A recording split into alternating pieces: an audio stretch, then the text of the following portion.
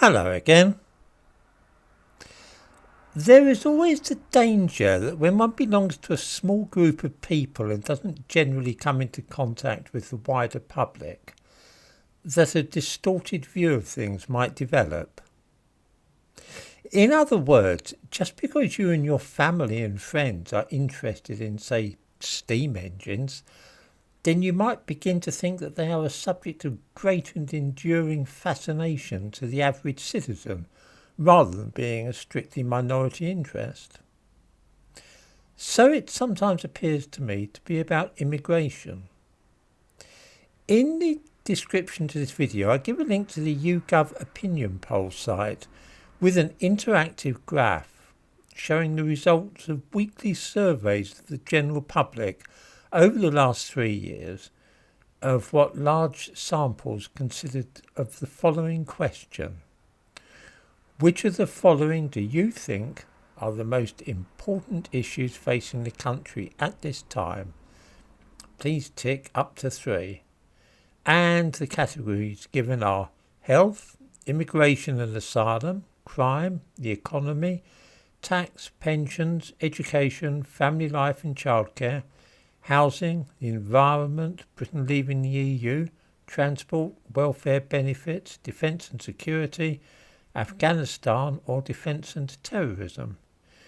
You could also answer none of these or don't know. The weekly samples varied between 1,610 and 3,326 people. And they were random from young people to old, men and women, different social groups and so on. Now, for many viewers on this channel, and indeed for me, immigration and asylum would be right at the very top of this list, with the environment and so on trailing far behind. In fact, for August the 8th, which is less than a week ago, the percentages were as follows for what the most important topics were, the most important issues facing the country.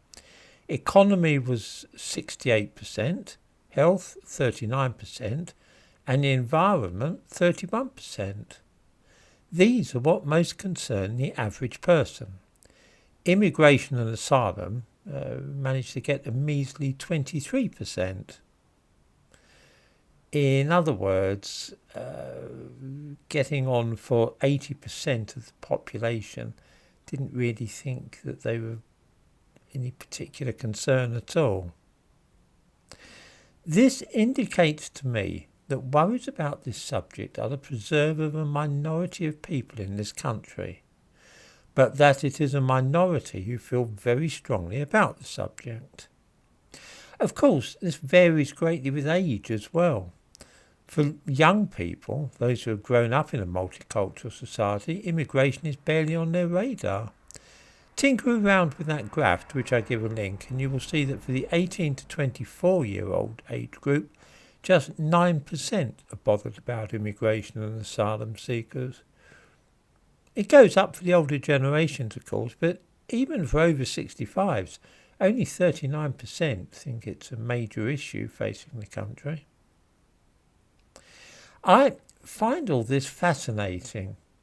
Of course, it doesn't mean that I'm wrong about immigration. Had one done a similar survey in the mid-1930s and asked, for example, which people were worried about the threat from Nazi Germany, the number of such people would have been dwarfed by those who were worried about the economy in the wake of the Wall Street crash in the late 20s.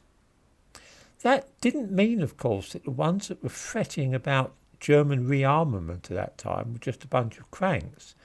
They happened to be right, and the fact that most people didn't care didn't mean anything other than that those people were blinkered by their own personal interests.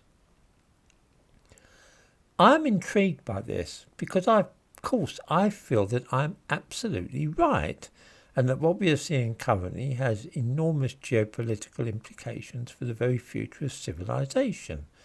But I have to concede that most people don't think that at all. And perhaps I am just a crackpot with a bee in my bonnet about this matter. It is a sobering reflection that this would then make this channel no more than an echo chamber for those who share my own minority views. I hope, of course, that this is not the case, and that in fact we are fearless visionaries who have lifted the curtain and seen the Wizard of Oz at work in his back room.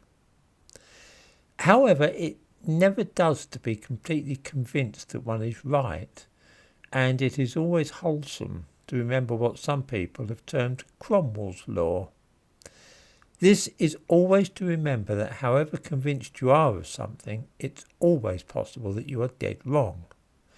Oliver Cromwell, of course, wrote to the General Assembly of the Church of Scotland, with whom he had disagreement, saying, "I beseech ye in the bowels of Christ, think it possible that ye may be mistaken."